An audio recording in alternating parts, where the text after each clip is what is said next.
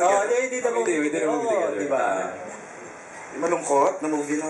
With Tito Connie? Yes. With Derek? 2 years ago? Bakit mo sinagot yung tanong ko? Ba't daw hindi ka na in love kay Casey? Hindi mo siya niligawan? Forever na Meron ka ba noon? Meron niya kasi Casey noon. At that time, yes.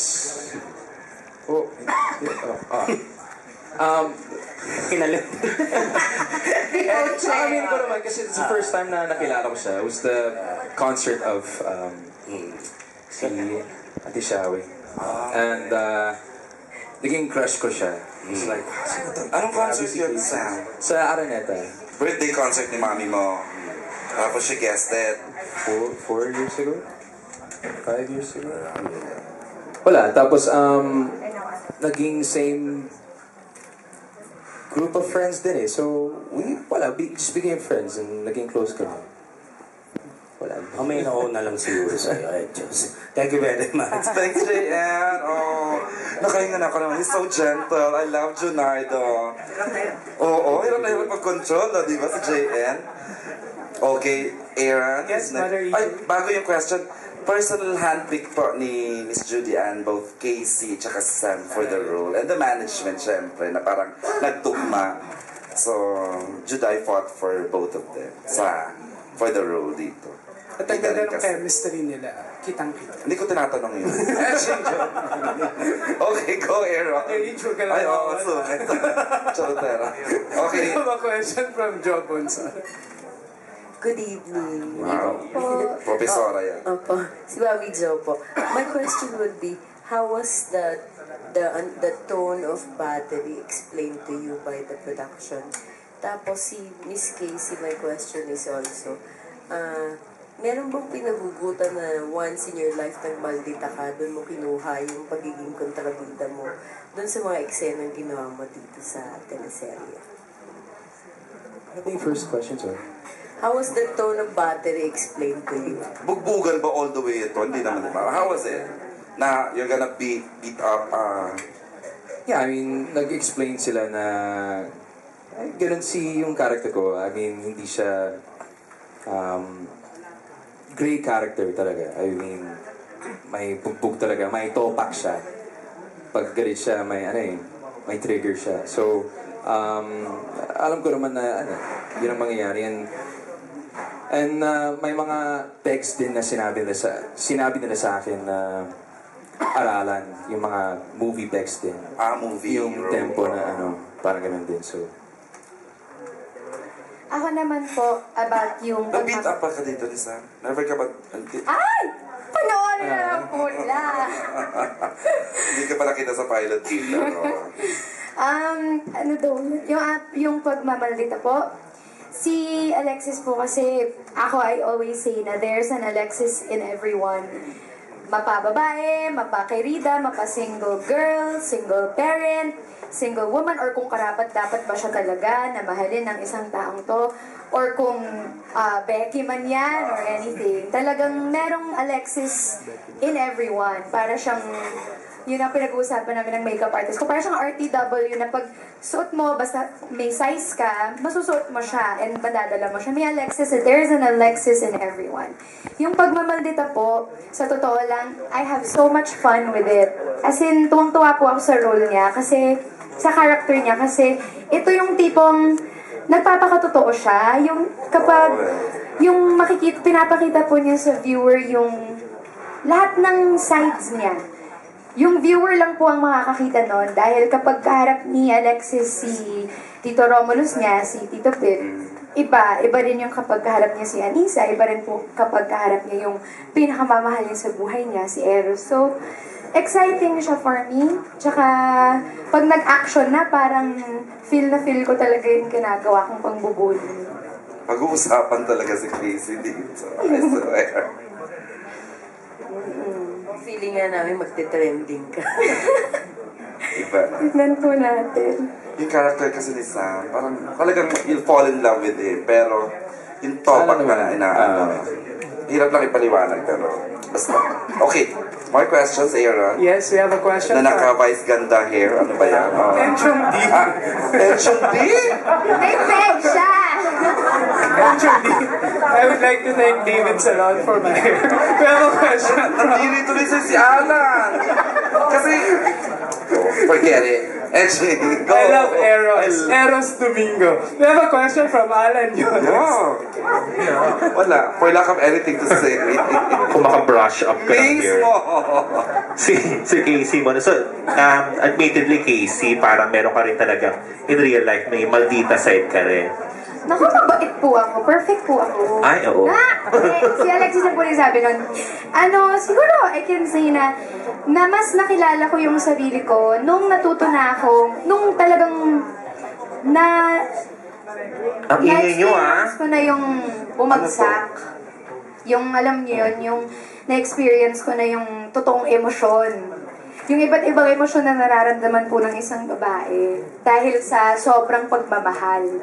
Kaya kung you want to say na nagmaldita ka dahil natuto kang magmura or natuto kang magalit or natuto kang paglaban yung sarili mo, then it's okay. Pero I wouldn't say pagmamaldita yun. Siguro nagpapakatotoo lang siya. So napamura ka pala before. Oh yes! And in-announce ko po yun sa labas talaga. Oo nga. I learned. So anong mga nagtitrigger Casey para lumabas yung side mo na yon na magmaldita ka at medyo maging kontrabida ka? Ine-explain po sa amin yung backgrounds ng mga character namin, kung ano po yung magiging eksena. Doon lang po kami nakafocus. Natuto po talaga akong mag-aral ng role, mag-aral ng... Hindi, I mean yung ikaw na to yung Casey, yung the Casey. Kailan lumalabas yung ganong side mo? Ano yung nagtitrigger para maldita ka? Maldits ka? Hindi ko po alam. Pag kunyari nananahimik ako, pinulabog po ako, mangangalmot po talaga ako. Mangangalmot? The usual na parang, pag may ginawa sa iba, di ba? Kapag po nananahimik ka, diba, tapos ginulo ka, Meron ka bang particular taong iniisip, Casey, pag may yung hayop nagalit? po, pusa. Hindi, tao. Pusa. Wala ka bang iniisip na somebody in particular? Wala kayo. Huwag ka lang mawawala, June, sa prime time bida. Eto na, kay Sam na, ayan, lipat. Ibig sabihin, lipat na. Okay, kay Sam.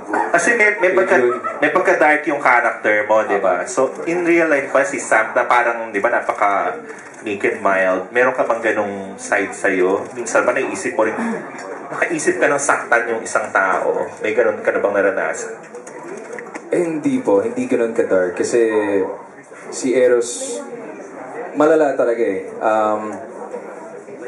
But, syempre hindi naman ako perfecto. I mean, may mga times na, syempre, hindi naman, never ako sa buong buhay ko and never mangyayari na may isang babae na that I would beat up or I would hit kahit kailan. I would never do that. But syempre may mga times na nagagalit talaga ako. And may something that triggers my... Pag nagagalit ka, paano? Over something, paano ka? Galit? Yung gano'n? Nagwawala? Depende sa sitwasyon. If it's something na really na triggers sa yung galit ko. Kasi I have a lot of patience. Calm person ako. Pero pag may nag-trigger ng something, when yung galit ko. Like, ano yung magpapagalit sa'yo, Sam? Oo nga. Kailan ka yung nagalit pala? I have road rage sometimes. Road rage ako. Ay, galing mo. Daming drivers na wala. So sa traffic ka pala umiinit ang ulo, ganyan. Ayaw pa din ng... nothing in particular talaga, but... Pero Sam, meron bang yung in reverse naman, yung girl ang nananakit sa'yo? Merong mga ganun kasi, naranasan mo na yun? Hindi po. Nahinit ka ng girl? Hindi rin.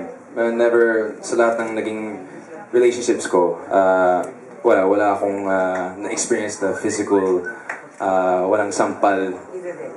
Talaga, okay. Sam, yung mga dito, eksenang mga nakahubad ka, ganyan, sa harap ni Judy Ann, how do you feel pag ganon? Komportable ka pa rin ba? Wala man po.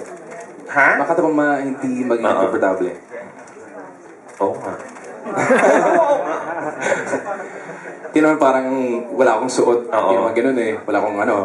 Shirt lang naman. Si Juday yung maraming kwento about it, wala siya. Si Juday, parang, ganun. ay, parang hindi fair na siya magkwento.